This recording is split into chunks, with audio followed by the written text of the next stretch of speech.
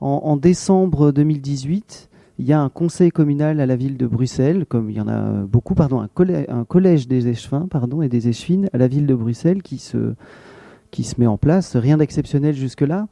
Et ce conseil échevinal est interrompu par une délégation déguisée, blackfacée, puisqu'il s'agit d'une délégation qui, aux alentours de la Saint-Nicolas, vient fêter Saint-Nicolas de façon assez particulière auprès du collège échevinal. En fait, il s'agit d'une délégation de la CGSP, de la commune, qui vient revendiquer un certain nombre de choses auprès du collège échevinal. Et ils viennent déguiser l'un en Saint-Nicolas, l'autre évidemment en Zwarte Piet.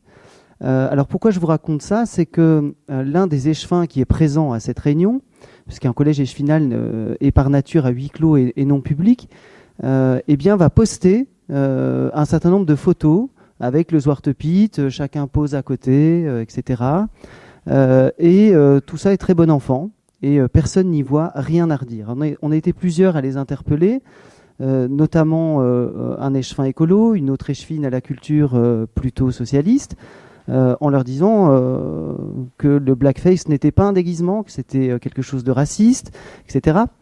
Les réponses ont été très contrastées, les uns disant qu'ils n'avaient rien à redire puisque c'était la CGSP qui s'était trouvée dans une situation assez particulière puisque c'était leur délégation syndicale qui venait les interpeller et donc ils n'avaient pas pu agir. Ce à quoi on leur a répondu que si ces gens étaient venus déguisés en SS ou avec des déguisements du Ku Klux Klan, ils auraient peut-être eu des choses à redire.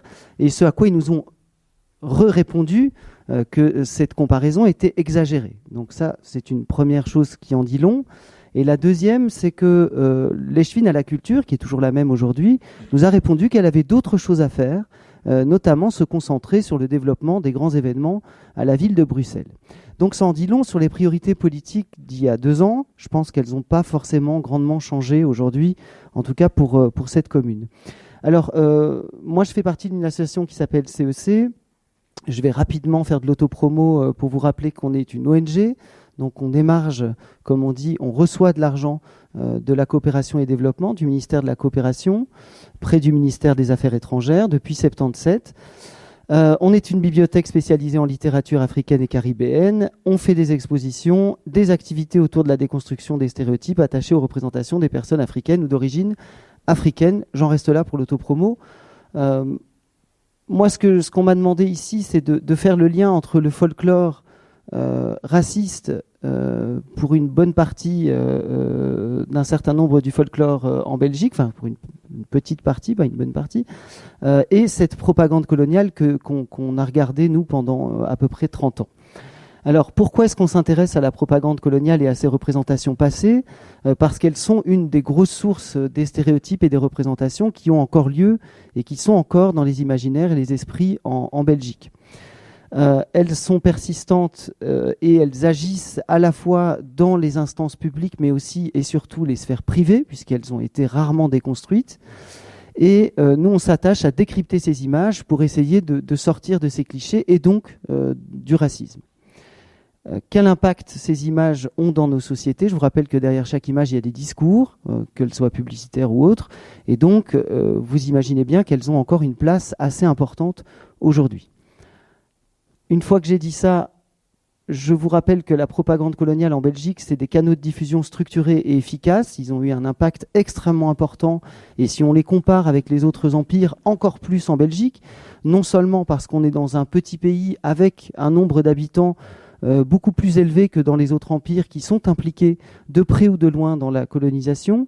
Donc quand vous faites aujourd'hui encore lever la main pour savoir si des gens ont dans leur famille des gens qui ont été au Congo ou qui ont été impliqués dans la colonisation, vous avez environ 2/3 des personnes qui lèvent la main. Donc vous n'avez pas ça en France, vous n'avez pas ça en Italie, vous n'avez pas ça en Allemagne, vous n'avez pas ça en Angleterre. Elles ont toutes été donc influencées par ces représentations, de près ou de loin, représentations qui ont été durables et qui ont continué. J'ai cassé la télécommande, je pense. qui ont continué bien après la colonisation, puisque je vais en parler très très vite tout à l'heure, ces représentations, cette propagande, puisque non déconstruite à partir de 60 et 62, a continué dans les foyers notamment à être jouée, à être manipulée, et surtout ont continué dans les discours. Alors, ces images, elles étaient omniprésentes, elles ont façonné les imaginaires, donc ça, je viens de le dire, mais elles le sont encore. Elles ne sont que très timidement encore déconstruites de nos jours. Et la preuve en est, c'est que quand on interroge le folklore, on tombe sur des oppositions assez frontales.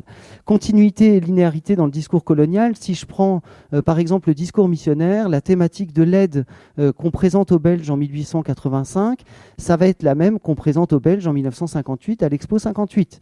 Les Africains, puisqu'on ne parlait pas souvent des Congolais, des Congolaises, des Rwandais, des Burundais, des Burundaises et des Rwandaises, souvent on parlait de l'Afrique, donc on a en plus étendu les représentations à l'ensemble d'un continent, représentations qui sont toujours les mêmes pour les missionnaires notamment, mais aussi pour d'autres, les entreprises, etc. Mais je parle du discours missionnaire puisqu'on a là vraiment une linéarité et une absence totalement de rupture au cours de la colonisation et même au-delà. Et donc vous avez la formation de cette idée que l'Afrique serait un continent incapable, que ses habitants sont incapables de se sortir d'un certain nombre de problèmes, d'ailleurs lesquels problèmes tombent du ciel, c'est bien connu. Ils ne sont pas liés à des enjeux géostratégiques ou géopolitiques ou géoéconomiques. C'est une espèce de malédiction qui les frappe, et donc on doit aller éternellement, continuellement les aider. Et vous avez donc, voilà, cette thématique de l'aide, je ne me répète pas. Alors j'en viens au mécanisme du racisme, et je ne vais pas vous refaire un cours sur l'origine du racisme et l'origine des théories raciales, mais je le mentionne ici puisque ça a à voir évidemment avec le folklore encore persistant pour certaines régions de Belgique, et donc ça a à voir avec cette théorie de l'inégalité des races qu'on trouve au XIXe siècle, qui se forme un peu avant la formation de la Belgique, que cette race blanche serait donc supérieure aux autres, donc tout ça a été renforcé dans l'élan de la colonisation par ce qu'on appellerait aujourd'hui la communication, mais la première ministre propagande encore aujourd'hui, on dit plus propagande, on parle de communication, c'est beaucoup plus policé, mais en tout cas elle continue. En tout cas, elle a continué, elle a été entraînée par cette propagande. Et avec une diffusion extrêmement large. Tous les canaux de diffusion ont été utilisés en termes de propagande coloniale. Des plus fragiles, c'est-à-dire ils venaient d'exister, je pense notamment au cinéma. À l'exposition Tervuren en 1897, le roi Léopold II investit beaucoup d'argent pour qu'il y ait un cinéma qui montre le Congo à celles et ceux qui vont venir. Alors ça ne se fera pas pour des raisons techniques, mais il va quand même y penser. La radio, idem. Il faut se souvenir que notre service public radiophonique naît en 1934, premiers essais en 1922, il naît en 1934, mais les premiers essais en 1922, c'est au 34 rue de Stassard. Le 34 rue de Stassard, c'est l'Union royale coloniale belge. Et ce sont des fonds issus des entreprises coloniales qui vont financer la première émission radio en Belgique. Alors, je passe juste pour vous dire que ce manuel scolaire de 1909, par exemple, c'est qu'un exemple, pour vous montrer cette continuité aussi, va être repris dans un autre manuel scolaire qui date de 1958, qui présente évidemment l'inégalité des races, mais aussi une certain nombre de classifications des personnes dans les territoires même de la colonisation. Et sachez que ce manuel scolaire de 1958, on retrouve le copier-coller de ce qui est dit à l'intérieur en 1984, en Fédération Wallonie-Bruxelles. Donc, pour vous dire que ça a perduré bien au-delà du simple temps colonial, en tout cas pour la Belgique. Alors ensuite, il y a cette colonisation belge, je viens d'en parler. Je ne reviens pas sur la colonisation belge et son système d'exploitation et de domination, ce qui fait dire encore à certains et certaines qu'on n'a pas fait que des mauvaises choses. Il faut qu'on m'explique comment, dans un système d'exploitation et de domination, on peut faire des bonnes choses. Mais ça, c'est un autre sujet, mais je le signale ici.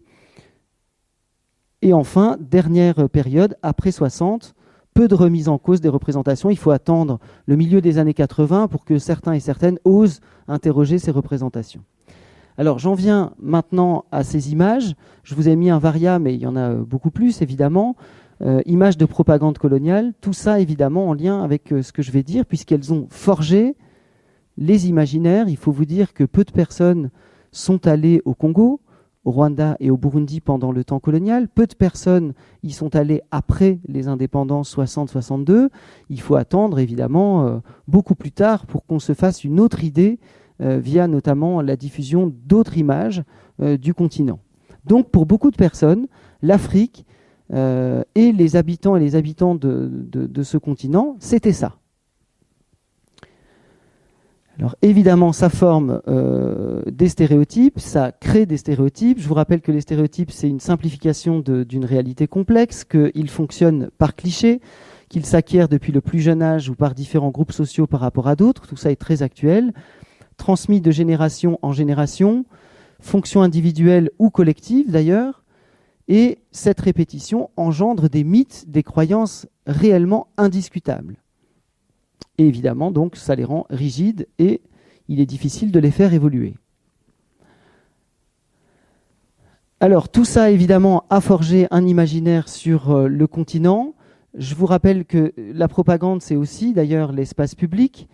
Donc, il y a cette propagande coloniale d'une part, mais il y a aussi, évidemment, cet imaginaire qu'on va trouver à la fois dans les objets culturels que sont, par exemple, les livres, les films, mais aussi les médias, mais aussi la publicité, etc. Et donc l'ensemble de ce corpus forme un contexte qui est extrêmement peu enclin à être progressiste en termes de représentation concernant les imaginaires du continent.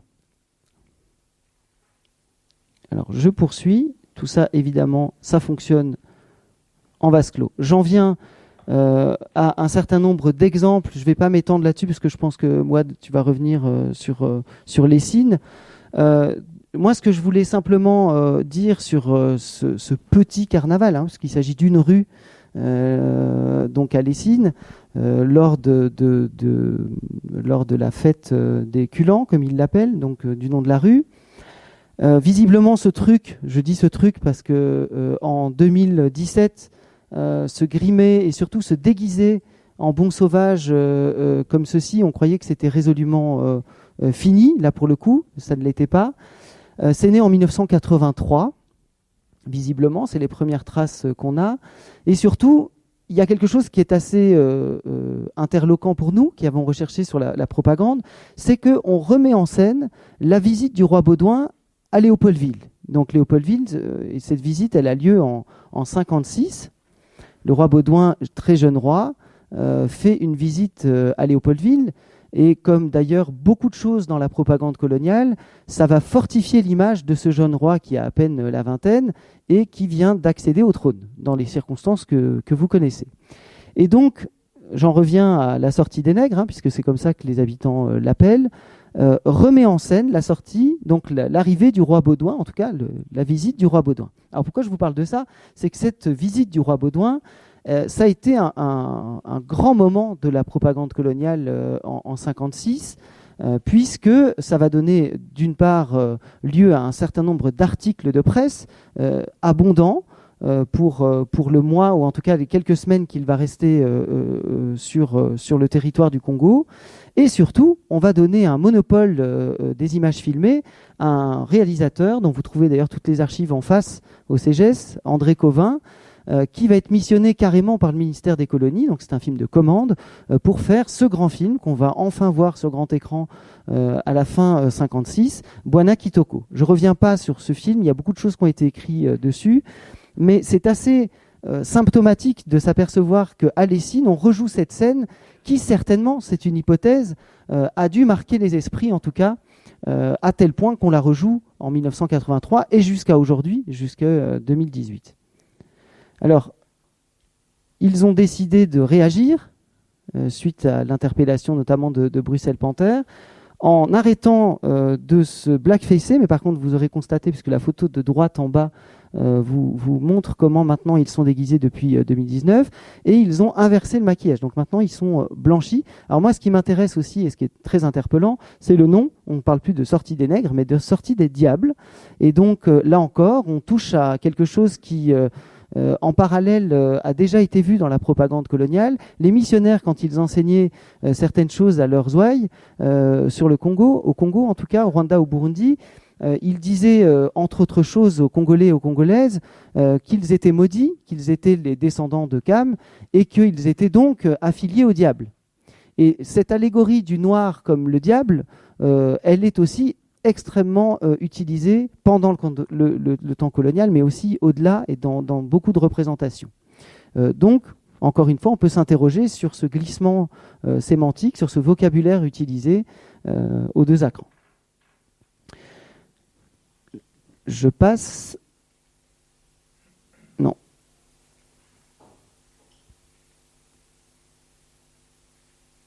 Alors, j'en viens à nos amis les Noireaux, sur lesquels on a pas mal recherché.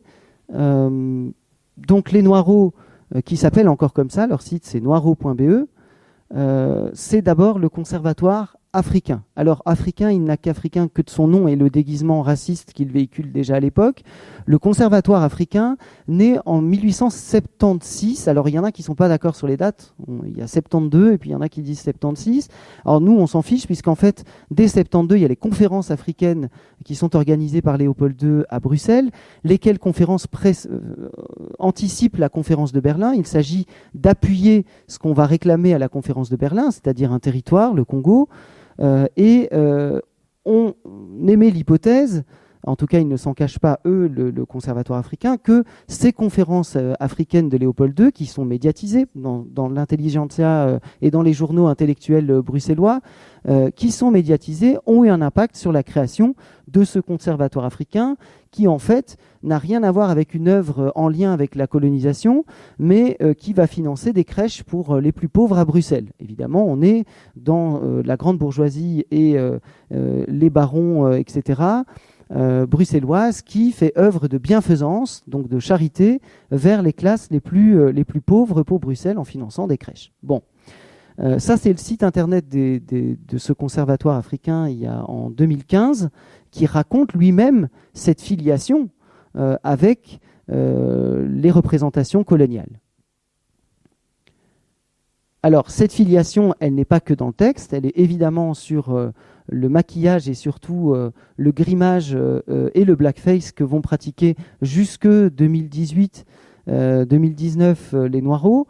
Alors, il s'agit d'une quête, très physiquement, concrètement, de quoi il s'agit. Il s'agit d'une quête grand place. Et comme ces grands bourgeois, et je ne dis pas bourgeoise parce qu'il n'y en avait pas de femmes, c'est uniquement masculin, cette confrérie, et ces grands bourgeois, vous imaginez bien qu'on ne voulait pas être reconnu en faisant la quête. Et donc, il fallait inventer un déguisement pour être masqué. Et c'est assez symptomatique de s'apercevoir qu'ils se déguisent, et ça c'est leur terme, en notable africain.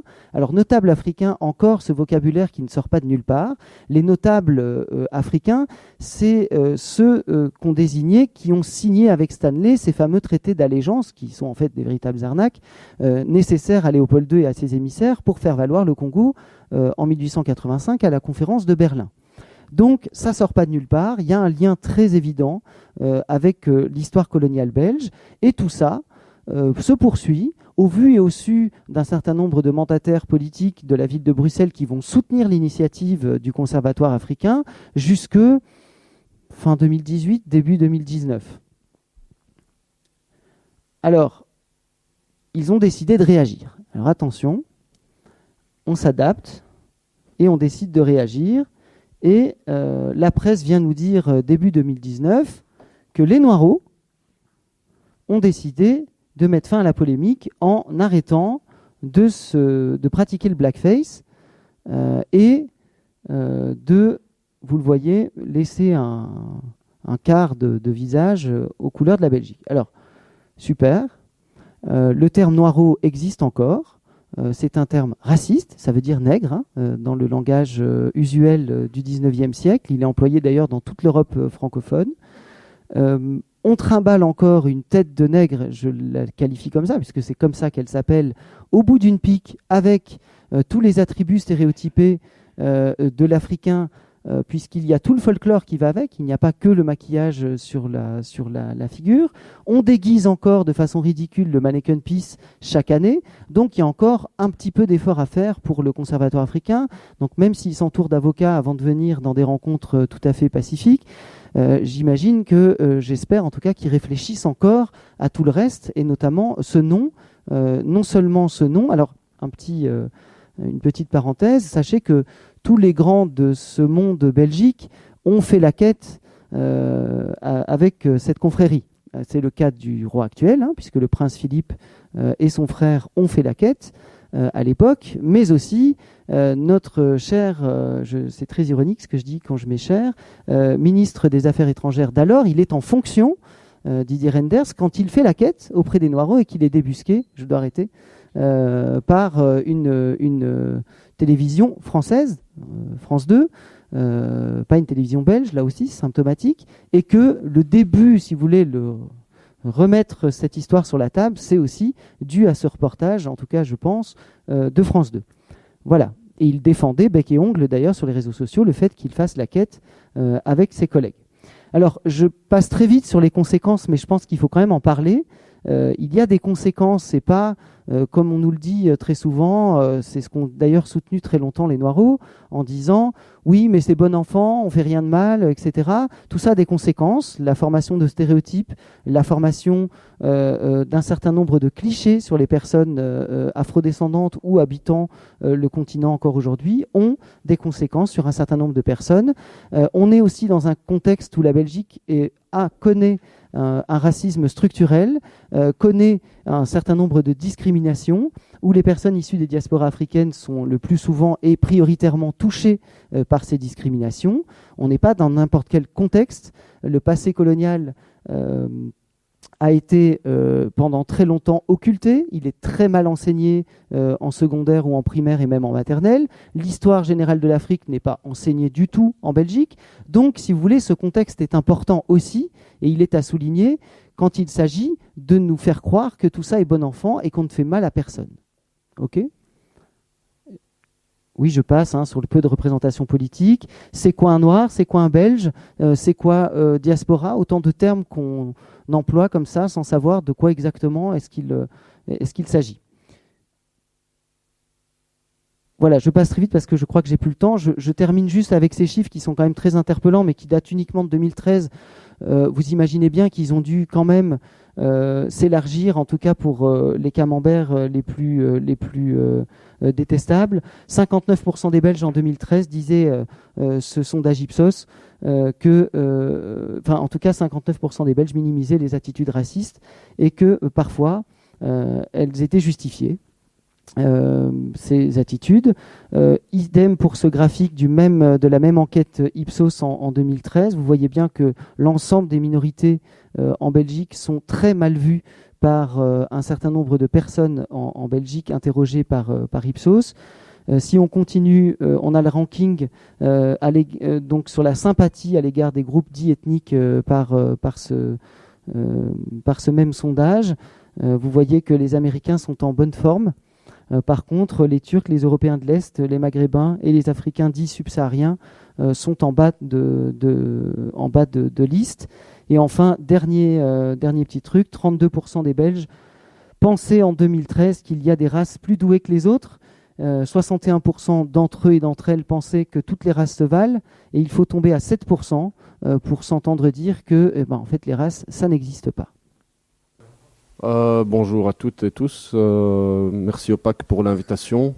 Moi, j'ai pas de PowerPoint, je fais ça à l'ancienne, donc j'ai un texte et je vais vous parler directement.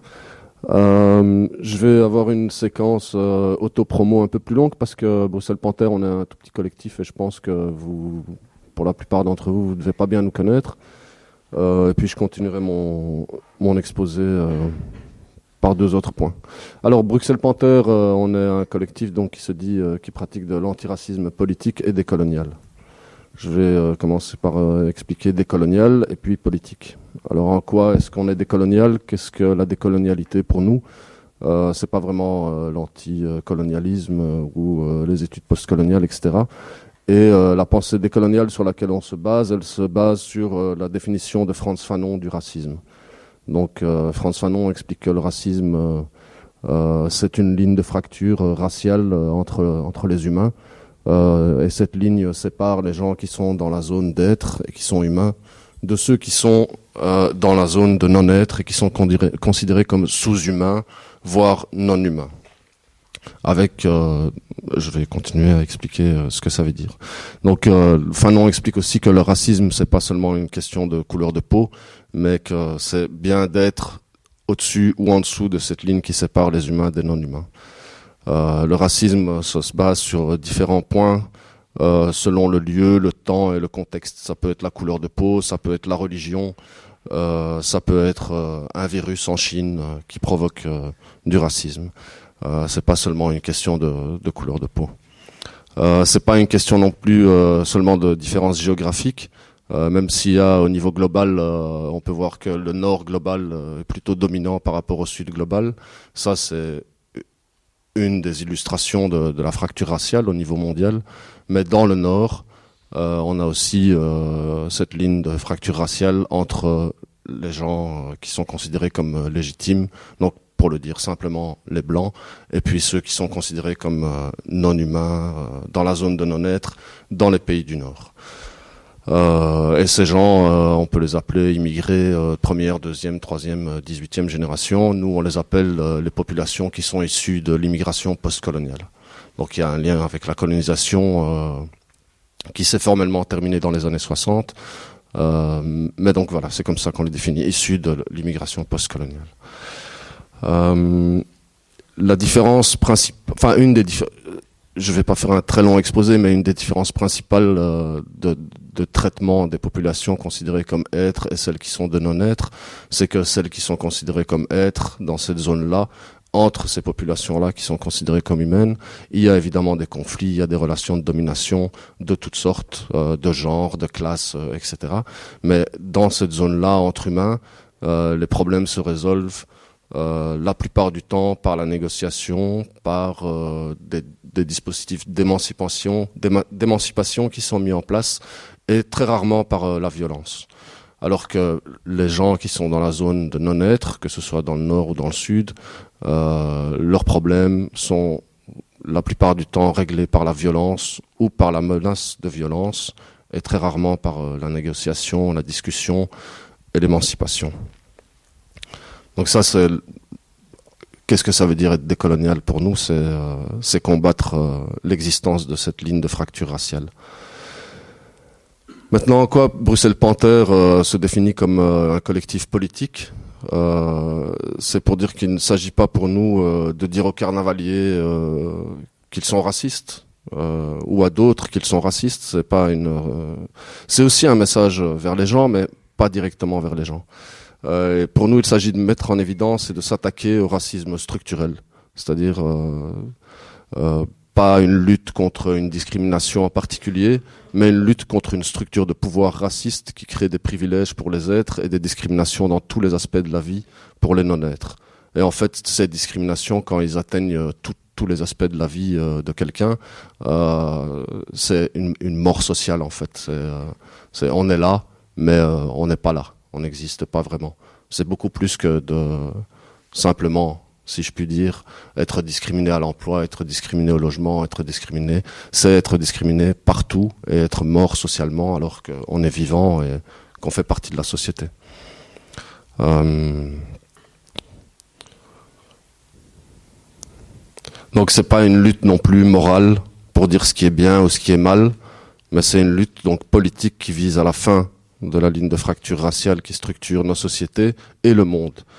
In fine, on n'a pas peur de le dire, on lutte pour la justice avec un grand J. Pas pour le droit, mais pour la justice.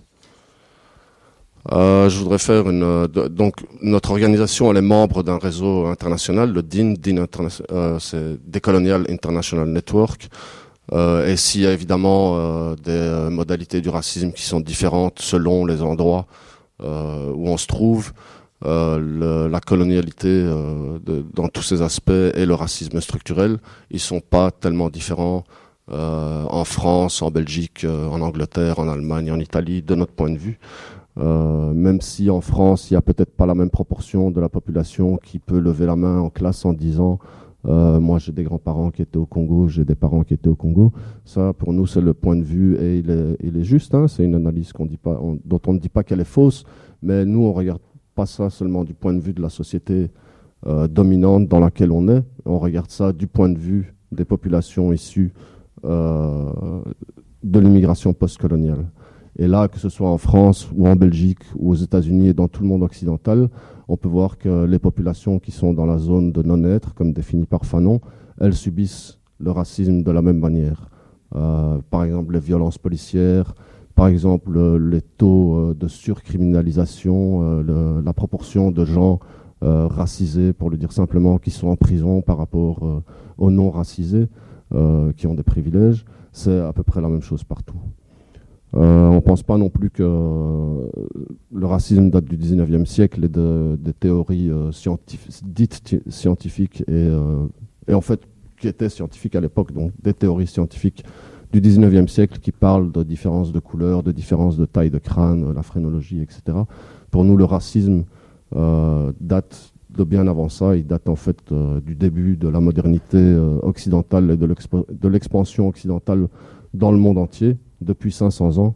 Et en fait, avec la avec la Reconquista, la reconquête de l'Espagne par les catholiques, où les juifs et les musulmans sont exterminés, chassés, etc. Et puis le début de la colonisation avec l'envoi de Christophe Colomb dans ce qu'on appelle aujourd'hui les Amériques, avec tous les massacres qui ont suivi, et puis l'esclavage, et puis la colonisation. Donc c'est sur un temps beaucoup plus long que de simplement parler de racisme biologique. Pour nous, c'est pas non plus une lutte gauche-droite. Dans le cas qui nous concerne ici en Belgique, dont on a parlé récemment, il y a le carnaval d'Alost qui fait la couverture de cet événement. À Alost, c'est un bourgmestre NVA qui est au pouvoir. Et pour ce qui nous concerne, nous, dans la partie francophone, et l'action de Bruxelles Panthère à Lessines et à Ath, ce sont des bourgmestres socialistes qui nous ont soit chassés, ou qui nous poursuivent en justice. Donc la différence gauche-droite, pour nous, elle n'est pas vraiment pertinente dans la lutte antiraciste. Et donc, je répète, ce n'est pas une lutte qui est simplement locale, c'est une lutte qui est mondiale, en fait, qui est internationale. Alors, pour répondre rapidement à la question du débat d'aujourd'hui, folklore et tradition, tout est permis. Je voudrais revenir à Fanon et comparer les êtres et les non-êtres. Et je pense que en partie pour être, on a besoin de quelqu'un qui n'est pas. Et donc c'est le rôle du sauvage, c'est le rôle des noireaux, c'est le rôle du père Fouettard, c'est le rôle des nègres de Lessines. Pour être savant, il faut un ignorant. Pour être propre, il faut quelqu'un de sale. Pour être civilisé, il faut un sauvage. Pour être un vrai Belge, c'est ne pas être noir, ne pas être arabe, ne pas être musulman, ne pas être rom ou asiatique. La réponse n'est donc pas simplement oui, la réponse est à mon avis c'est nécessaire pour les gens qui sont dans la zone d'être, c'est nécessaire pour eux d'avoir ces folklores avec ces blackface et ces manifestations négrophobes ou antisémites, comme on le voit entre Ath et Alost, et où on voit que c'est pas une question de couleur de peau, parce que je pense pas que qui que ce soit discrimine les juifs parce qu'ils sont noirs ou d'une autre couleur de peau. Ceux qui ont été massacrés il y a 75 ans, c'était des Européens blancs, et ils ont été massacrés, ils ont subi du racisme à cause de leur religion ou de leur ethnie, et pas à cause de leur couleur de peau. Donc, ils subissent tous le racisme structurel issu de la modernité occidentale. Donc, et ce racisme semble être nécessaire pour le vivre ensemble entre êtres humains. Le blackface à Ath ou les chars antisémites à Alost sont défendus comme des manifestations de la liberté d'expression ici en Belgique. Alors que ceux qui le combattent, comme Bruxelles Panther par exemple à Hatt, on nous a accusés de vouloir mettre fin aux libertés en Belgique et de vouloir imposer la charia. C'est texto, on nous l'a écrit. Alors je vais finir, j'ai encore un peu de temps. Ouais. Je vais continuer et terminer en parlant de comment on pense qu'il faut combattre cette ligne de fracture raciale qui structure la société. Et donc, on peut utiliser le terme stratégie, même si ce n'est pas très important. Là, je vais comparer avec les organisations qui sont plus institutionnalisées. Et donc, nous comprenons que ces organisations, du point de vue de ces organisations plus institutionnalisées, la méthode peut-être de Bruxelles Panther ne soit pas vue comme constructive. On penserait sûrement la même chose si on était à leur place. Mais nous ne sommes pas à leur place. Nous sommes des descendants de l'immigration postcoloniale. Nous sommes victimes d'un racisme structurel dans tous les aspects de nos vies, de génération en génération. Nous constatons que des dizaines d'années d'instruction, d'éducation permanente, de lutte antiraciste morale, comme par exemple SOS Racisme, et de vivre ensemble dans la diversité, entre guillemets, n'ont rien changé à notre situation de victime du racisme, à notre situation de non-être. Nous n'avons rien contre les méthodes des organisations existantes et nous pensons qu'elles sont nécessaires et qu'elles font un travail positif. Mais en tant qu'organisation politique, nous nous attaquons à une relation de pouvoir, à une relation de domination, ici basée sur la race. Et nous souhaitons donc la fin des régimes d'exception, en fait, pour des groupes entiers de la population. Dans un État qui se veut et se dit démocratique et de droit, il ne nous semble pas illégitime de nous adresser à un bourgmestre, à un ministre ou à une institution internationale pour revendiquer nos droits. En pratique, c'est ce que nous avons fait. Notre action, que ce soit contre la sortie des Noirs, la sortie des Nègres à Lessines en 2018, qui avant d'avoir été renommée pour la première fois a été annulée, quelle que soit la raison, ce qui a montré d'une certaine manière l'efficacité de notre action. Et même si les costumes n'ont pas vraiment changé, on est passé du blackface à quelque chose qui ressemble à du whiteface, et le nom a été changé, même si on a mis diable et que diable a une connotation négative liée à la couleur noire, à la couleur des personnes noires, et ça aussi pas seulement depuis, excuse-moi de le dire, pas seulement depuis l'arrivée des missionnaires avec la colonisation, mais depuis le Moyen-Âge et la même période que la Reconquista, où dans la Bible, dans les textes religieux, le personnage du mal, le personnage du diable était déjà représenté par cette couleur noire. Donc c'est loin d'être une victoire complète. Le nom, c'est pas excellent. Le costume, ils sont un peu paumés visiblement, ils ont fait un peu n'importe quoi. Mais c'est quand même un changement, l'annulation et puis un premier changement depuis 1983 dans la manière dont cette sortie est organisée. Pareil à Hatt. Tout en criant on continuera à faire comme on a toujours fait, vous n'avez rien à dire, et rentrez chez vous. Un rentrer chez vous d'ailleurs qui est un peu ambigu parce que on se demande si c'est rentrer chez vous au Maroc, puisqu'on est identifié comme marocain, ou c'est juste rentre chez toi à Bruxelles, on est à Hatt, on ne sait pas où est le niveau de rejet.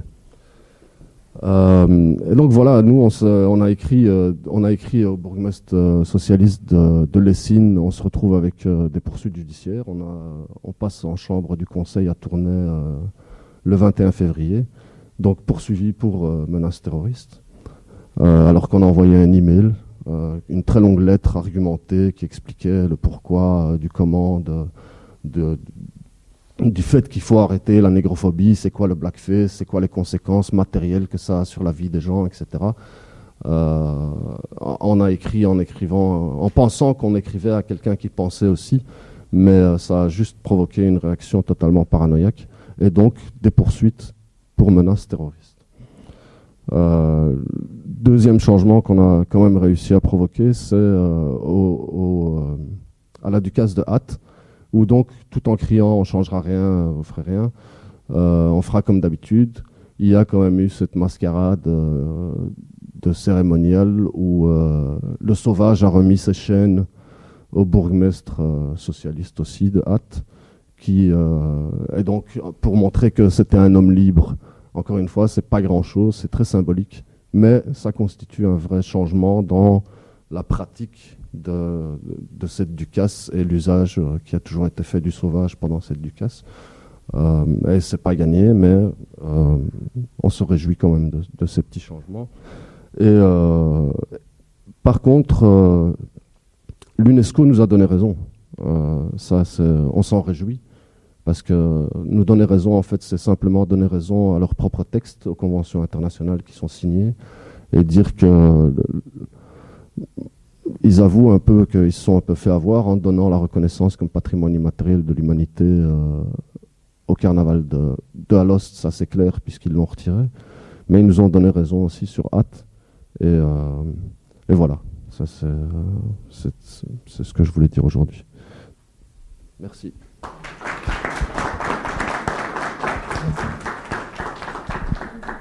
Merci Mouad. Est-ce que vous avez des questions à me faire parvenir que vous avez mis par écrit? Non. Non, je pense qu'on va arrêter ce système, ça marche pas des masses. Comment? Alors, une petite seconde, on va passer aux questions.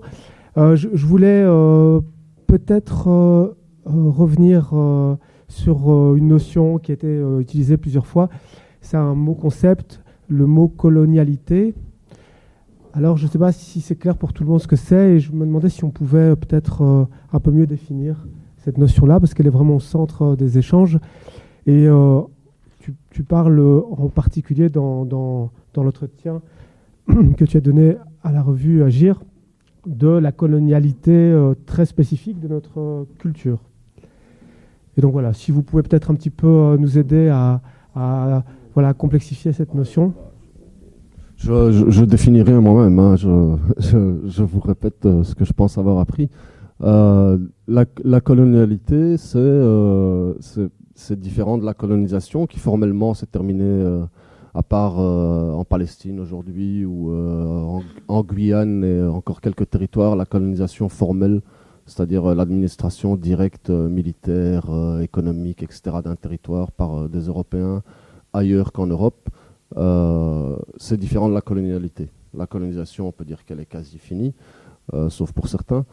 Mais la colonialité, elle est toujours présente dans tous les domaines de la vie. La colonialité, c'est la supériorité du monde occidental dans tous les aspects de la vie du monde, en fait. C'est la supériorité artistique, c'est la supériorité intellectuelle, c'est définir ce qu'est le savoir, comment on crée du savoir, ce qui est un savoir légitime, ce qui est un savoir inférieur, qu'on peut appeler tribal ou autrement. C'est la supériorité du langage. Il y a des langues qui sont supérieures aux autres. C'est la supériorité dans la cuisine. C'est la supériorité religieuse. C'est la supériorité économique. C'est le capitalisme qui est le modèle partout dans le monde. C'est la supériorité épistémologique, scientifique. Dans toutes les universités du monde, on fait des recherches et on crée du savoir de la manière dont on l'a défini en Europe occidentale, en se basant sur la pensée d'hommes blancs, en général, issus de 5 pays, un peu l'Italie, Allemagne, France, Angleterre et États-Unis. Voilà, c'est ça la colonialité, la continuité de la colonialité. Elle est là dans le pouvoir, elle est là dans les arts, elle est là dans le féminisme, elle est là partout. C'est pas seulement une histoire de parler de fin de colonisation.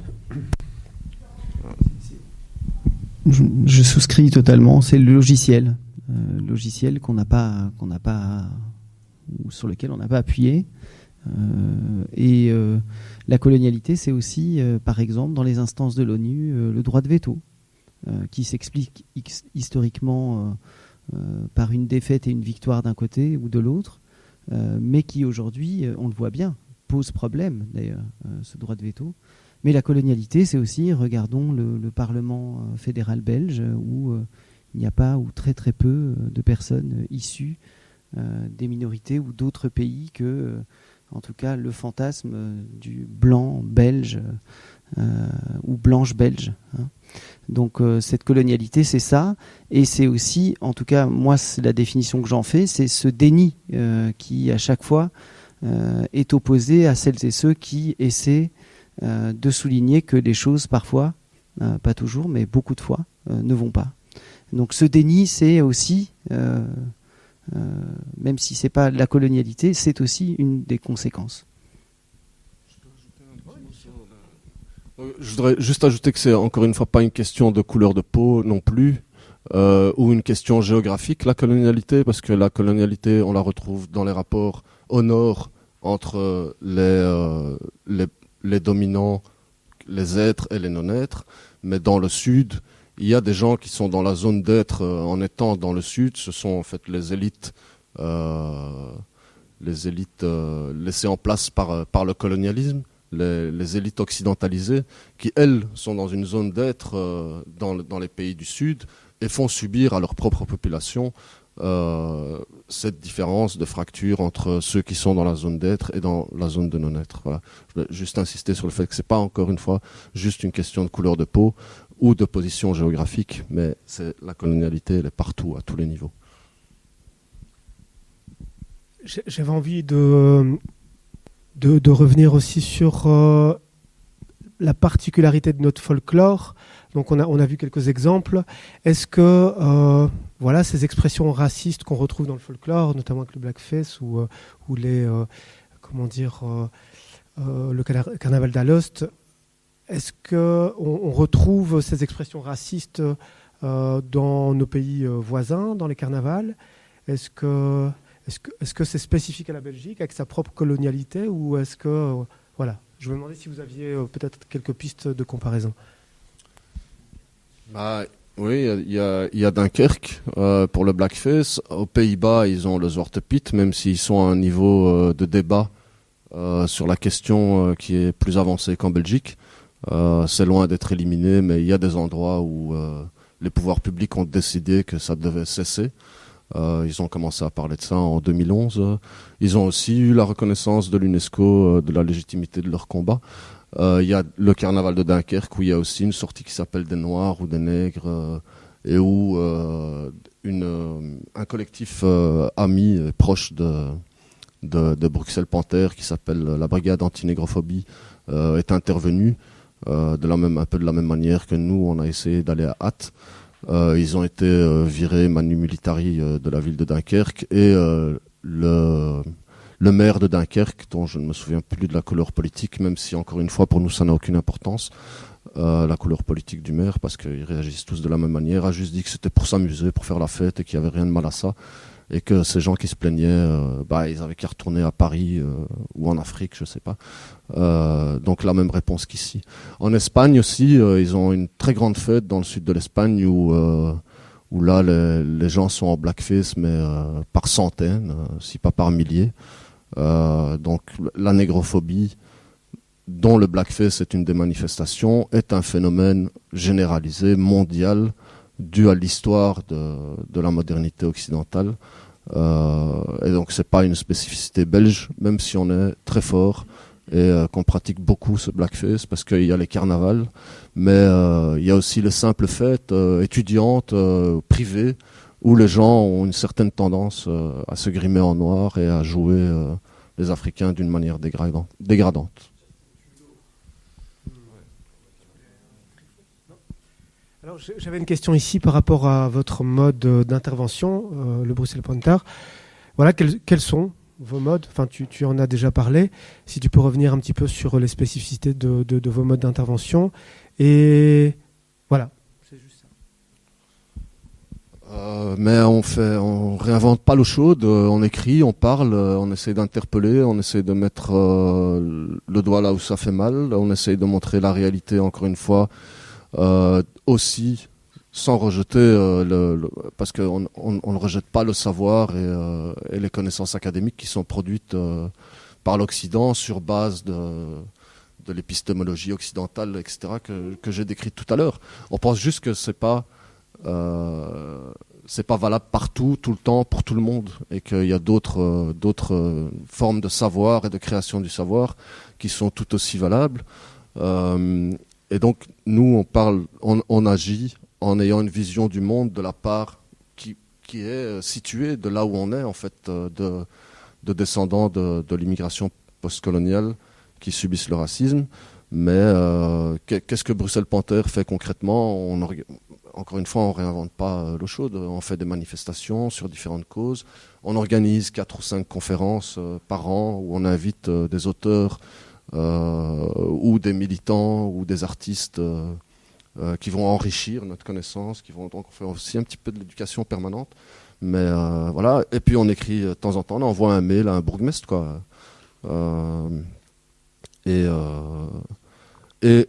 Mais en insistant toujours sur le racisme structurel.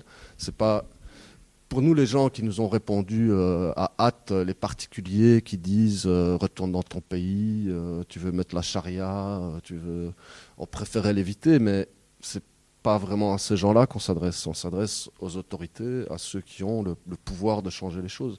Un bourgmestre, il a le droit de mettre un règlement en place. S'il pense par exemple que le sauvage c'est raciste, et donc quelque part en Belgique ça pourrait être vu comme illégal puisqu'il y a une loi antiraciste, et de mettre un règlement pour dire il faut interdire cette activité raciste. Non, au contraire, il fait un règlement de police, il fait un règlement du bourgmestre qui interdit toute manifestation politique durant la Ducasse pour que le folklore raciste puisse se dérouler comme d'habitude sans que personne vienne les emmerder. J'y vais, et la simple activité politique, ça aurait été ma présence. Et potentiellement que je parle avec les gens, que je leur donne notre opinion, notre position par rapport à ce personnage, etc. On m'a expulsé de la ville, quoi. On m'a escorté jusqu'à presque Anguien pour s'assurer que j'étais pas là. Et ça a fait débat, ça a provoqué déjà, on s'y attendait pas du tout, une réaction de la presse internationale d'abord, qui a pris cette affaire, qui a parlé, qui a mis les projecteurs sur la Belgique, qui a essayé de comprendre, le bourgmestre pour qui on n'existait pas 15 jours avant nous a reçus avec toute une délégation, le bourgmestre de Hatt, de manière assez surréaliste aussi. J'avais l'impression d'être un spectacle de Dieudonné, parce qu'on devait être reçu pas sur le contenu, mais sur la manière dont la réunion elle-même a été organisée. C'est-à-dire qu'on devait être invité à la maison communale pour rencontrer le bourgmestre et les autorités à la maison communale. Et à cause des menaces de la population, d'une partie de la population qui a appris qu'on arrivait et qui a menacé de très fortement troubler l'ordre public et surtout porter atteinte à notre intégrité physique, il a fallu attendre la veille à 20h pour que le bourgmestre trouve un endroit suffisamment secret, de manière assez discrète, pour qu'on puisse se rencontrer. Et donc on nous a prévenus quelques heures avant du lieu de rendez-vous, et c'était sur un zoning à Guilanguien, dans la salle de réunion d'une société d'intérim dont sûrement le patron est copain des autorités et qui n'a rien dit à personne, quoi. Donc c'est assez extraordinaire qu'un groupe antiraciste, militant, pacifique, doive être reçu comme ça dans un État démocratique par des autorités qui se disent socialistes, qui se disent progressistes, qui se disent antiracistes. Et voilà, je ne sais pas si je donne un mode d'emploi, mais je vous raconte ce qu'on a fait et les conséquences que ça a créé, quoi. Ça, c'est la manière d'agir de Bruxelles Panther. Les deux manières, un peu d'éducation permanente, un peu d'action peut-être directe, et en mettant sur la table des sujets de la manière dont nous le faisons. Je voulais te demander, Julien, dans cet entretien, tu fais aussi état d'une loi antiraciste qui est difficilement applicable et des limites de la loi. Et donc, quels sont nos outils en fait à notre disposition pour effectivement réagir aussi avec... Je vais pas faire un cours de droit, mais en gros, la loi, elle reflète exactement ce que disait moi tout à l'heure. C'est-à-dire qu'on a opposé dans les débats parlementaires de cette loi de 81 la liberté d'expression. Et donc, il y a une tension entre qui pour moi est factice, mais qui pour certains et certaines dit beaucoup, qu'il faut équilibrer la liberté d'expression avec la ligne rouge ou la ligne jaune, peu importe, de ce que serait une déclaration raciste. Donc cette loi de 81, pour moi, elle est mal fichue, et je pense que je suis pas tout seul à le penser, puisqu'elle elle introduit le concept d'une incitation à la haine, et donc pour qu'un acte raciste soit validé par un juge, eh bien, on doit avoir cette incitation, ou en tout cas, alors il y a ça, et puis alors quand on empile les conditions, ben, à la fin, on s'aperçoit que à mon avis, il n'y en a pas beaucoup, et c'est le cas, il n'y en a pas beaucoup qui ont dû être condamnés, puisqu'il faut que la personne qui dit avoir été victime du racisme prouve cet acte d'incitation. Je prends des raccourcis, mais en gros c'est ça. Donc on a très très peu de condamnations. Pour vous donner une idée, un flic en Flandre avait posté sur les réseaux sociaux une image... un parallèle entre des singes qui défonçaient une voiture dans un parc animalier, comme beaucoup de personnes ont déjà vu, avec des jeunes sur une voiture, ces jeunes étant d'ailleurs tous non blancs. Je sais plus, il y avait une phrase du type voilà ce que c'est que de laisser ces gamins-là, enfin, etc.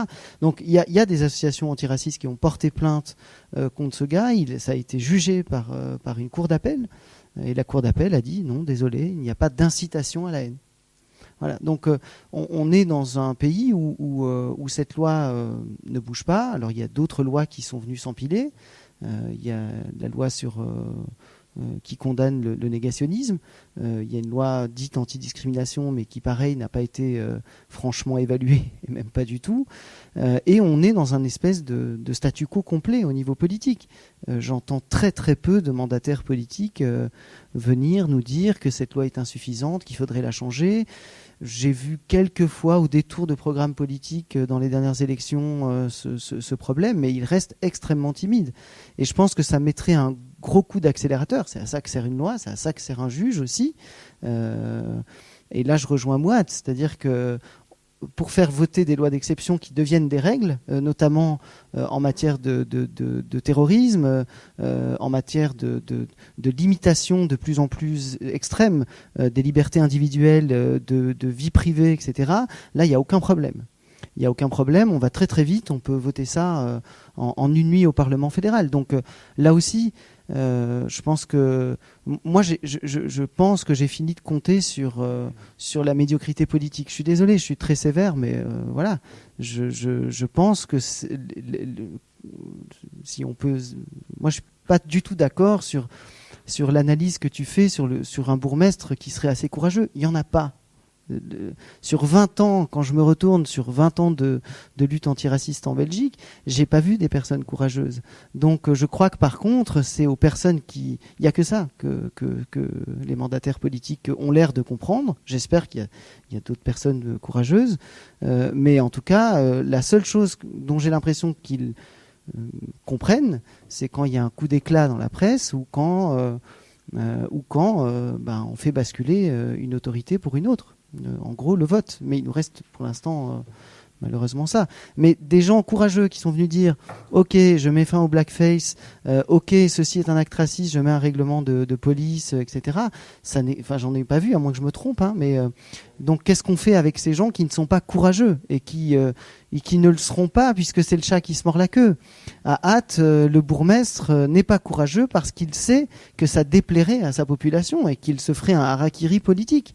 Et donc c'est ça le problème aussi ici, et on en revient à cette colonialité qui fonctionne et dans la tête des mandataires politiques et dans la population. Donc changer de logiciel, c'est changer les deux phases, quoi. Tu voulais rebondir là-dessus? Non, vas-y. Ok, parce que j'ai une question pour toi. Bon, c'est une question assez large. Ça parle de l'éducation, finalement, de la population. C'est comment éduquer les participants du folklore sur les pratiques du blackface. Comment éduquer ou comment... Enfin, la question c'est ça. Comment éduquer les participants du folklore sur les pratiques du blackface, de votre point de vue, compte tenu de vos différences?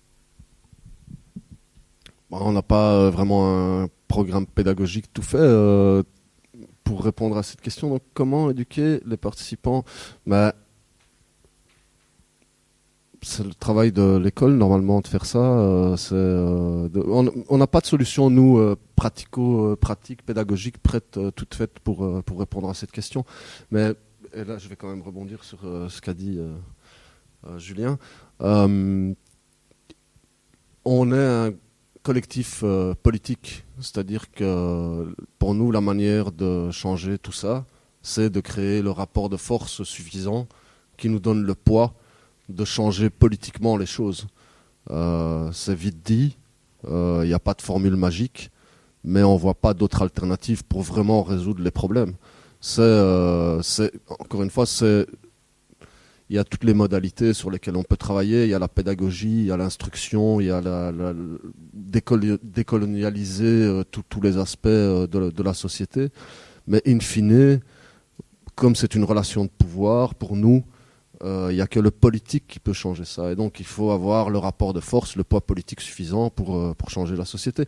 Et ce n'est pas un projet pour nous, un objectif qui va être atteint dans 1 an, 5 ans, 50 ans. Il y a le projet politique, la modernité occidentale et toutes les conséquences qu'elle a aujourd'hui. C'est un projet qui pousse et qui a des racines qui ont 500 ans. Donc, le travail est énorme, il est titanesque. Même si on ne compte pas gagner, on mène le combat politique pour atteindre la décolonialité et la fin de cette fracture raciale au niveau de nos sociétés comme au niveau mondial. Voilà, c'est peut-être des grands mots, mais la politique, c'est des mots. Et voilà, c'est la question. Pouvoir, rapport de force, changer le rapport de force pour changer la société. Il n'y a pas d'autre formule. Oui, le travail est immense. Le truc, c'est que, encore une fois, je ne crois pas que si on a un homme ou une femme politique courageuse, qui un jour, et j'espère qu'il y en aura un jour quand même, et il y en a probablement, mais ils sont en minorité pour le moment, qui décident de changer sur le papier les choses. Le travail restera immense puisqu'on a déjà toute une couche, comme tu le disais, on a 500 ans d'histoire, on a des formatages personnels aussi, et autant d'entités individuelles qui forment un collectif, lequel vote aussi, soyons très clairs. Donc l'école est une place centrale et c'est pas vite dit. Je vois Liu ici du collectif Mémoire Coloniale, on travaille ensemble avec beaucoup d'autres pour qu'on essaye de changer des logiciels dès la maternelle pour éviter qu'on ait la énième fancy fair de fin d'année qui va nous présenter sur un air de Yannick Noah les bons sauvages. Ça a l'air de rien, mais dans l'imaginaire de gosses de 3-4 ans, c'est comme ça que ça commence. Et c'est comme ça que ça commence aussi. Si on empile ça avec l'état des écoles à Bruxelles, par exemple, le partage de territoire vis-à-vis de ces écoles en fonction des classes sociales, donc en gros très clairement le rapport de classe existant en milieu scolaire, on atterrit sur des choses qui sont très compliquées à changer, mais qu'on essaie de penser. Alors pour le moment, les différents ministres et ministres qui se sont succédés en fédération, puisque c'est leur compétence, n'ont pas du tout été réceptifs à ce changement. Quand on leur parle d'histoire générale de l'Afrique, autre regard sur l'autre, quand on leur dit est-ce qu'on commencerait pas à la maternelle, il y a zéro réponse. Donc il y en a une nouvelle, elle a fait des grandes promesses dans la presse, donc on va voir concrètement ce qui va être mis en place. Mais je crois aussi à l'action individuelle ou semi-collective, c'est-à-dire que c'est à nous, au quotidien aussi, de rappeler qu'il y a des choses inacceptables. Et je dis ça a l'air de rien, mais dans le rapport de force, il est là aussi. Je donne un exemple très personnel. Mon gamin est en maternelle, comme beaucoup d'autres, et on décide de leur faire un masque africain. Pourquoi ? D'où ça vient ? Tout ça n'est pas questionné, n'est pas présenté aux gamins. Et dans le making de ces masques, on leur interdit d'utiliser du bleu. Parce que l'institutrice a décidé, dans sa perception, qu'il n'y a pas de bleu en Afrique. Donc le rapport de force dans une classe à majorité blanche, avec 3 gamins qui proviennent de l'immigration, peu importe en quelle année, à un moment donné, comment est-ce qu'on crée entre parents, dans une classe ainsi faite, un rapport de force pour changer ce genre de choses. Et je donne un exemple, il est très futile, hein, mais ça passe par d'autres mécanismes extrêmement importants, je pense, au quotidien. C'est des petites choses qui, de façon individuelle et collective et politique, feront certainement basculer des choses. Moi, je suis assez stupéfait par la réaction internationale vis-à-vis de Hatt. Enfin, je ne suis pas stupéfait, je m'y attendais. Ça montre que la Belgique, elle est en retard aussi. Ça montre qu'il y a des choses inacceptables qui se passent ici pour qu'une presse internationale s'y penche. Donc, de la même manière que quand le comité de l'ONU arrive ici et fait son rapport en mars de l'année dernière, ils sont estomaqués par un certain nombre de choses. Et la presse qui s'en fait écho, idem. Donc on est aussi dans une musique coloniale qui continue depuis très longtemps et qui en passe À ce rapport de la commission de l'ONU, le Premier ministre répond en jouant les étonnés, en disant je ne comprends pas de quoi on parle. Il y a des pages de rapport, il y a des experts qui font des études et à la fin, il ne sait pas de quoi on parle. Alors, pour l'école, tu l'as expliqué, malheureusement, elle est aussi pleine de colonialité, elle est pleine de discrimination aussi. Ça commence... le racisme, on le subit dès notre apparition sur Terre, quoi. C'est l'école, déjà à l'école, déjà en maternelle. On peut sentir qu'on est traité différemment. Alors, nous, on est... Comme je l'ai dit, hein, la manière dont les institutions font les choses, dont les associations, les organisations militantes, mainstream, et pour mainstream, pour préciser, ça veut dire qu'ils sont financés d'une manière ou d'une autre, partiellement ou complètement par le pouvoir, fassent le travail qu'elles font d'éducation, etc., pour changer la société. Nous, c'est pas comme si on avait le choix des modalités, on est dans le risque de mort sociale permanent de génération en génération. Donc, on fait les choses de la manière dont on les fait, et c'est très bien. Ce dont on a besoin, évidemment, les victimes du racisme n'arriveront pas à le vaincre sans l'alliance de Blancs qui feront le travail d'antiracisme chez eux, comme tu le proposes dans les associations de parents, de parler à l'école, de le parler, parce que si ça vient de Blancs, ce n'est pas pris de la même manière que si ça vient des victimes en fait, du racisme. Il n'y a qu'à voir la réaction du bourgmestre. Donc si c'était Pierre-Paul Jacques qui lui avait dit « ça ne va pas à la sortie des nègres, il faut arrêter ça a des conséquences négatives, etc. », il n'aurait pas eu cette réaction paranoïaque de poursuivre les gens qui font la proposition pour menaces terroristes. On nous poursuit pour menaces terroristes. On n'a pas peur de le dire parce qu'on ne voit pas d'autre explication, simplement parce que Bruxelles Panther est identifié, et à juste titre, comme étant composé d'hommes arabes, musulmans, marocains, et donc c'est pour menaces terroristes qu'on est poursuivi par un simple arc réflexe, à mon avis. Il n'a pas réfléchi 5 secondes. Est-ce que tu veux bien poser la question dans le micro ? Voilà. Donc c'est le moment, voilà, il nous reste, il nous reste 20 minutes, et donc voilà, on va prendre 3 questions-réactions, et alors on clôture évidemment avec la synthèse subjective de Barbara. Vas-y, je t'en prie. C'est une réaction à vif, juste par rapport au nom choisi de Panther, qui fait bien sûr allusion au Black Panthers, mouvement de Malcolm X. Peut-être que là aussi, dans sa tête, il y a eu un raccourci qui s'est fait, que moi je fais en tout cas, ne serait-ce qu'en voyant ton t-shirt, enfin ton sweatshirt plutôt. Donc c'est peut-être pas seulement parce que tu t'appelles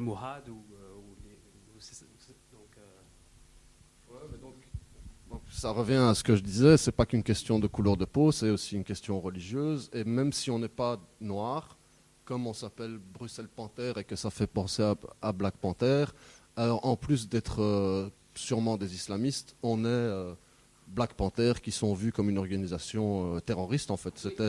C'était aussi classé terroriste. Tu fais une entreprise de déconstruction du colonialisme chez les Blancs et ici en Belgique, mais je trouve que dans ton choix, tu as aussi, c'est pas innocent, je trouve qu'il y a aussi une entreprise de déconstruction de cette référence à Malcolm X et au mouvement des Black Panthers qu'il faudrait faire, parce qu'il y a aussi une représentation coloniale dans le fait de choisir une panthère noire, quelque part.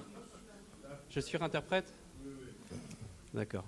Est-ce qu'on pourrait éviter Enfin, j'ai lu le slogan qu'ils ont choisi comme titre sur votre page internet, ouais. Et donc c'est peut-être pour ça que le maire aussi s'est vu agressé par après maintenant je me fais l'avocat du diable, hein, mais donc c'est pas du tout mon propos, parce que sinon vraiment c'était pas là-dessus que je voulais commencer dans ma réaction. On va partager la parole. Et donc ce que je vous propose, c'est de prendre 3 questions, 3 réactions, et alors comme ça après si vous voulez bien y répondre en articulant vos réponses. Voilà. Alors, j'ai une première question. D'abord, je dois planter le décor. 3 pour toi. Non, une question. Je vais replanter le décor. L'ISPPC, qui est une intercommunale donc régie par la commune notamment de Charleroi, organise une festivité pour ses employés, qui sont les hôpitaux de Charleroi, où ils demandent de jouer sur le dress code et de représenter un folklore au sein. Il y a un concours qui est organisé. Et donc, des infirmières font le choix de se déguiser en zoulou, blackface, publié sur le site de l'ISPPC, Facebook, etc., sans aucune retenue. J'interpelle, à ce moment-là, j'ai le réflexe d'interpeller le MRAX. C'est pour ça que j'amène à ça, parce que je trouve que c'est chouette d'en parler aussi. Parce que ça a été mon réflexe, un mouvement contre le racisme, l'antisémitisme et la xénophobie. Sur le blackface, je n'ai pas eu de réponse de leur part. J'ai insisté, j'ai essayé au travers des médias et je me suis senti extrêmement démuni face à ça, qui n'est pas quelque chose de caché, et qui est repris aussi dans les activités de la ville, du CPS, etc., ce genre de concours, avec toujours les Zoulous, ils sont toujours là. Et donc, je me suis senti extrêmement démuni face au MRAX. Et quel est son rôle du MRAX face au blackface? Quelle est sa position, on va dire? Son problème. Voilà. Il y a aussi monsieur... Et après... Il y a monsieur... Oui, donc en fait, moi je voulais juste faire une réflexion sur le sens en fait du folklore, du carnaval et du festival, parce que finalement depuis le début on est en train de parler de dire, d'avoir une posture de dire on interdit la figure du blackface dans le carnaval, dans ce festival, mais en fait le sens du carnaval, du festival, ça remonte au Moyen-Âge et c'est mettre le monde à l'envers, c'est-à-dire que c'est un lieu de traitement de l'altérité et de l'irrationnel en quelque sorte.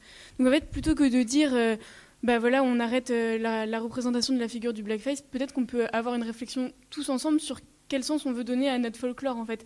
Est-ce que c'est pas plutôt se dire on arrête d'en faire une fête où on traite l'altérité et l'irrationnel et on voit les choses autrement, et du coup comme ça c'est pas, ça peut peut-être plus passer, c'est peut-être moins frontal quoi, de partir des origines du festival pour déconstruire ça quoi.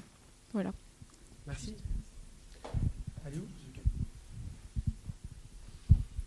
J'ai pas vraiment de questions, c'était juste une petite réflexion. Merci au PAC déjà d'organiser ce débat hyper important, de réunir des personnes de qualité, Mouad et Julien, qui nous ont donné des analyses assez pertinentes sur ces questions. Je reviens juste à la notion de fracture que Mouad a énoncée tout à l'heure de Fanon. Pour moi, la réflexion va encore plus loin que ça. Je suis d'accord à 100% sur ce qui a été énoncé. Dans le sens même de la colonialité. Pourquoi ? Parce que les Blancs belges qui ont dit une phrase contre la colonisation pendant la période coloniale sont automatiquement vus comme des résistants. Et leur portrait, c'est ça. C'est-à-dire que le privilège blanc, c'est aussi ça. C'est-à-dire que, on prend un exemple d'un Émile van der Velde, facile, hein. Il a pris la parole au Parlement en disant les arcades du cinquantenaire sont les arcades du sang. Ce même Émile van der Velde va ensuite siéger au CA de Leverhouse, de Unilever, des huileries du Congo belge, comme ça s'appelait à l'époque, va toucher de l'argent colonial, mais malgré ça, va quand même être vu comme un résistant, au même titre que Patrice Lumumba, que Simon Kimbangu, que les autres, hein, des gens qui sont morts pour leur combat, vu comme un résistant au même titre. Alors que pour une personne racisée, il faut la mort pour arriver à être crédibilisé comme, quelque part, étant un résistant digne de ce nom.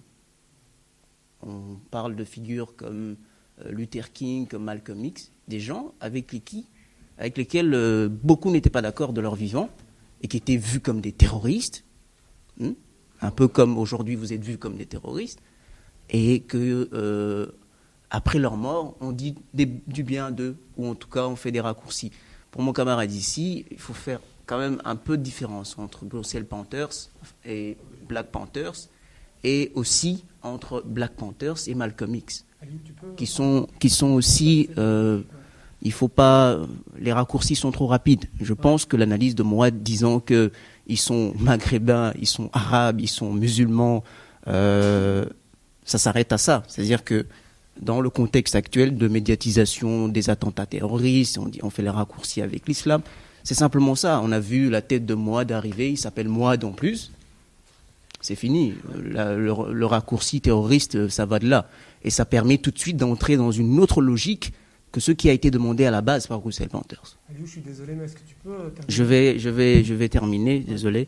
J'ai tendance toujours à aller un peu dans... Je suis là aussi. Donc la réflexion, c'est dans le mouvement décolonial, entre personnes de privilèges et entre personnes qui n'ont pas ces privilèges, de réfléchir aussi sur comment est-ce qu'on allie les deux, parce qu'on parle d'alliance, et comment est-ce que ces dynamiques sont porteuses quelque part de vrais résultats sur le terrain et pas seulement de résultats du sorte des procès, machin truc. Bref. Okay, je vous propose on va en rester à 3 et peut-être déjà commencer à répondre à ces 3 réactions, si vous le souhaitez. Je sais pas, dans quel ordre.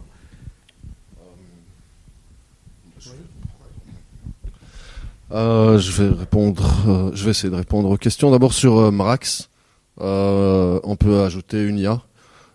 Sont typiquement des associations antiracistes qui font de l'antiracisme moral, de notre point de vue, qui sont financées par les pouvoirs publics. Et je l'ai peut-être pas assez dit, mais une des caractéristiques de Bruxelles Panthers, c'est d'être autonome, c'est-à-dire de ne demander aucun argent à personne, en tout cas aux autorités, parce qu'on pense qu'on ne peut pas vraiment combattre le racisme structurel, le racisme d'État, en prenant de l'argent chez l'État. Mrax et UNIA prennent de l'argent chez l'État et font de l'antiracisme moral. Le Mrax a fini par mettre un post Facebook après quelques semaines pour dire que le blackface, ça n'allait pas après plusieurs semaines de campagne internationale dans les médias, etc. Quant à UNIA, ils reviennent souvent sur ce que Julien a expliqué, sur le fait que eux ils s'en plaignent, sur le fait que la loi de 1981, qui au passage a été écrite par une immense majorité d'hommes blancs, qui n'avaient rien à voir et qui ne savaient absolument rien sur ce qu'est le fait de subir le racisme. UNIA dit que cette loi est insuffisante, mais UNIA ne fait pas de politique.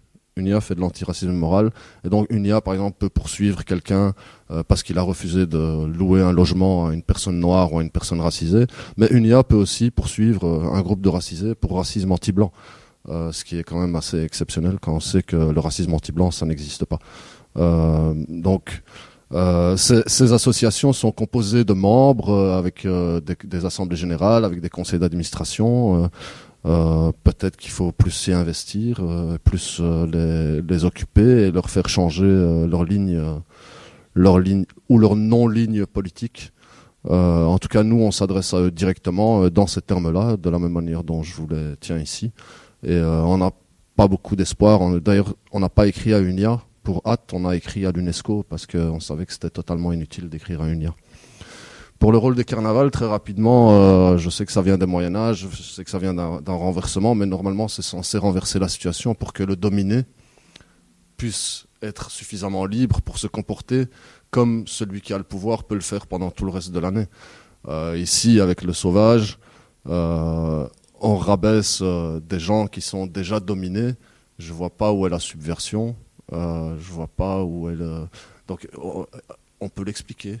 Il faut en parler, l'expliquer pour expliquer que faire ça dans un carnaval, c'est sortir de l'esprit même du carnaval, qui est de mettre le dominé à la place du dominant pour un jour, une nuit, une semaine, etc. Moi, je crois qu'il y a deux choses différentes. MRAX et UNIA. UNIA, c'est un centre interfédéral, donc il a le mandat, il a le champ qu'on a bien voulu lui laisser, tant qu'un homme ou une femme politique ou un cénacle politique ou des citoyens se mettront pas en mobilisation pour élargir le champ dont ils disposent, à quelques exceptions près. Là, je rejoins Mouad sur le racisme anti-blanc. C'est assez hallucinant de voir ça. Mais UNIA ne doit et n'applique que la loi de 1980. Donc ils ont le champ, ils ont la corde qu'on leur a laissée. Malheureusement, c'est comme ça. Donc tant qu'on n'élargira pas les compétences, ils resteront dans ce truc qui est en effet globalement assez inefficace. Alors, il nous reste 5 minutes avant la conclusion de Barbara. Est-ce que, oui, une réaction et une dernière, donc 2 dernières questions, réactions? Oui, non merci, je vais le faire assez vite. Donc, je suis Martin Van der Elst avec David Jamar. Nous sommes les auteurs de la lettre publique d'interpellation au numéro spécifique sur faire folklore, faire politique. Et donc, nous ne sommes pas Bruxelles Panthers, nous sommes un comité de soutien par rapport au type d'action, aux modalités politiques du militantisme anti-blackface et à la répression en cours. Et nous constatons que cette répression pour l'action anti-blackface du côté wallon et bruxellois est menée par le Parti socialiste. Et donc, nous avons interpellé Agir par la culture dans le cadre, parce que c'est la différence de penser le racisme comme un logiciel ou comme un rapport de pouvoir. C'est que quand on le pense comme un rapport de pouvoir, on est pris à l'intérieur. C'est tout ce que dit Fanon dans Racisme et culture. Une culture est travaillée par ces rapports de pouvoir, donc une culture coloniale, une culture raciste est intégralement travaillée par ce rapport de force-là, et donc on est à l'intérieur. Ce n'est pas une chose du passé, ce n'est pas une chose qu'on peut décoder, c'est quelque chose avec lequel on se débat. Et donc les acteurs politiques sont des acteurs qui travaillent à la continuation, la perpétuation et l'entretien de ces folklores-là. Et donc voilà, on l'a aussi fait parce que c'est pas simplement des hommes politiques locaux qui auraient peur de leur électorat, mais c'est aussi Rudy Demotte, par exemple, en tant que ministre-président, qui fait à la maison communale de Hatt tout un plaidoyer contre l'UNESCO et dans la défense délirante et en même temps très coloniale du personnage du sauvage comme constitutif de l'identité belge, constitutif de la blanchité. Et donc il faut prendre ces éléments de contexte en compte pour savoir qui parle. Et quand il y a une plainte pour menace terroriste à l'endroit de gens qui font le travail de l'éducation permanente et qui obtiennent des résultats significatifs, des positions de l'UNESCO, un relais international, il est le devoir de toutes les personnes qui pensent qu'il faut agir de façon politique de soutenir et de dénoncer avec le minimum de courage requis les réseaux dans lesquels on se trouve. Donc voilà, la lettre se situe là-dedans. Et, juste dernier point, elle se situe aussi dans une opération qui nous semble plus pernicieuse et plus dangereuse, qui est la disqualification de l'action politique au profit de l'action éducative. Moi, je me suis rendu dans la discussion avec le bourgmestre de Lessines, et c'est quelque chose qu'il nous a dit clairement, de Hatt. C'est quelque chose qu'il nous a dit clairement quand on était sur le zoning de Guilanguia, à savoir, moi je venais en tant qu'anthropologue, universitaire qui travaille sur ces questions-là, on ne discutera pas avec vous, on discutera avec le MRAX, UNIA, parce qu'on sait que la Seine sera nettoyée. C'est ce qui est en train de se passer à Tournai, et donc c'est pour ça que c'est très important que si on pense que l'éducation permanente, c'est de la démocratisation, que les acteurs qui politisent le débat soient traités comme des acteurs politiques et pas comme des terroristes. C'est vraiment le minimum du positionnement. Et donc on ne peut pas dire que les choses prennent du temps, que les choses sont longues, mais on est dans l'époque dans laquelle on est et on a une responsabilité. Voilà. C'est pour ça qu'on a écrit cette lettre.